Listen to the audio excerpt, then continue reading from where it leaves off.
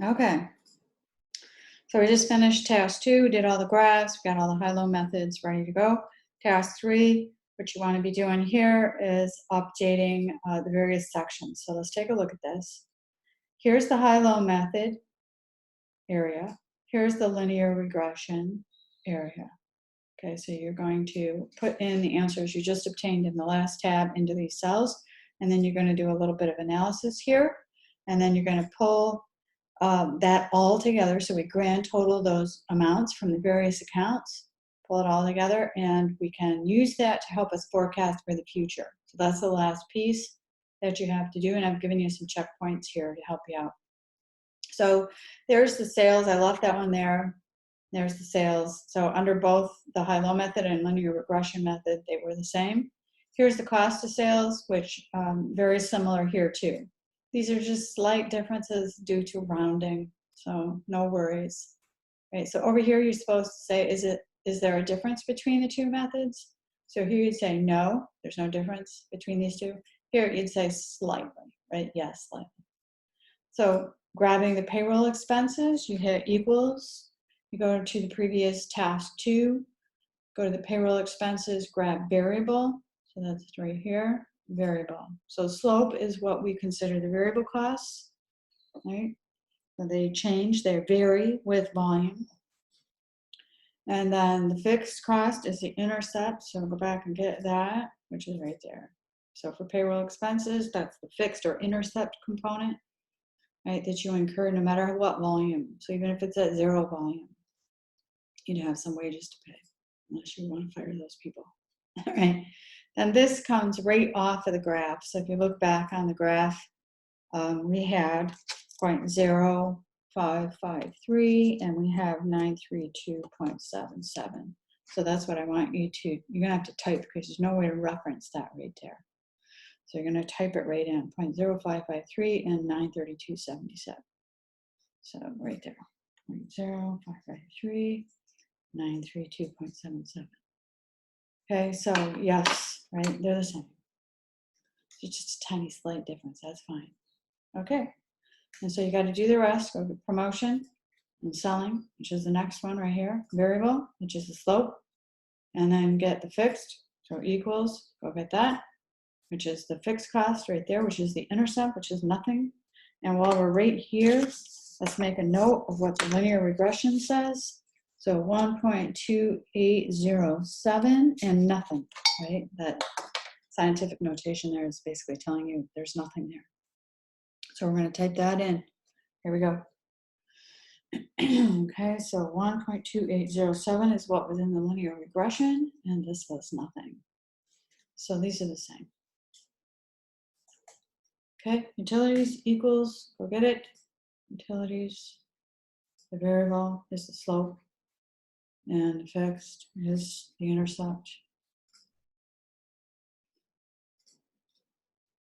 Okay, let's go back. Sorry, should have written it down. Here we go. So it is 0.0113 and 54.513. So we're going to type those in.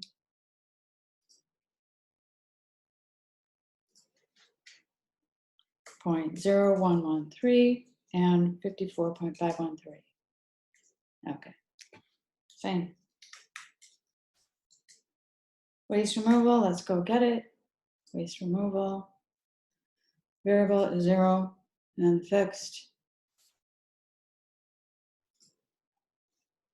is 14.537, which is exactly what this is. All right, so this is 0, and we're just going to use that and say same. That's good.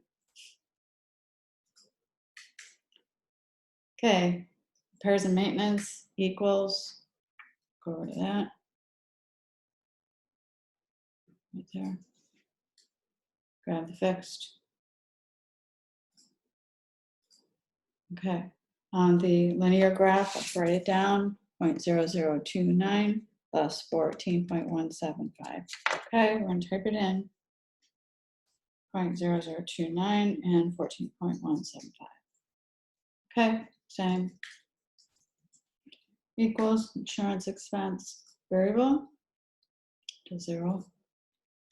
And fixed, $30. And this, we're going to do the same. And we're good to go. And then software,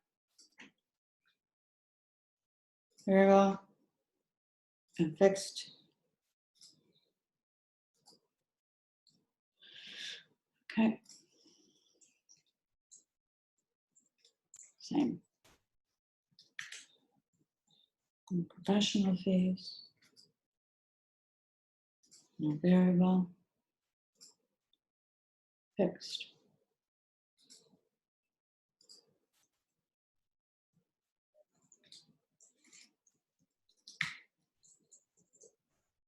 Supplies expense, variable, fixed. All right, so notice up in the graph for supplies expense, 0.0031 is what we're going to type in for the linear. Okay, and there was no fixed. Same. Almost done. Equals office expense with the variable, it's all fixed. So this one we're just going to reference the high-low method because I didn't do an equation. You can do both. Same.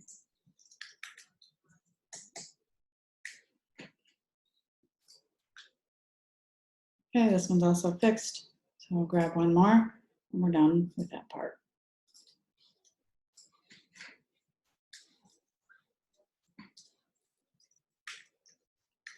All right, so here, which method should you use? And there's a hint out there which one includes all the data. The best one, if you're using Excel like we are, is linear regression.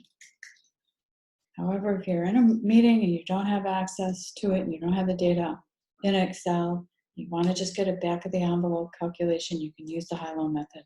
So we call that, we call that back of the envelope. You'll hear that in business. All right, so here it says use linear regression results to derive a total cost equation for the coffee company.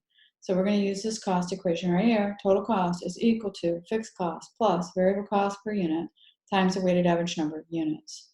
So our fixed cost per month using the linear regression answers is right there. That's the grand total for all of those costs. And our variable cost is equal to this amount, $9.14 roughly. Okay, so that would be your total cost curve right there. And then you would fill in for whatever number of weighted average units you wanted to use. So let's say you're trying to build a budget and you wanted to know what your total costs were going to be for that budget. You would just use whatever quantity of units that you want to forecast for that period. So that's why whenever we build a budget, we start with sales volume. And we'll be doing that over the next couple of weeks.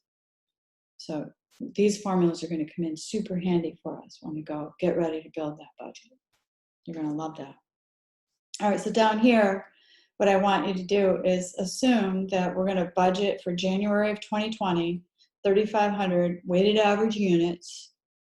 Okay, so put that in right there, 3,500, and notice what happens. Okay, I get 38,613.48 would be my grand total cost, and that would be cost of goods sold as well as all my SG&A costs, all my other types of expenses. Okay, so that's helping me to build a model that I can use to forecast for this company. All right, we're going to come back and use that when we go to budget. So that's all I have for this particular task. You're going to do the same exact thing for tasks 4, 5, and 6. I will do a short video for those. I might not do 100% of all the graphs. We'll see how fast that goes. But I'm certainly going to move through that a little bit faster than I move through the roasting to try to just help you get through the assignment and then have something to fall back on if you get stuck.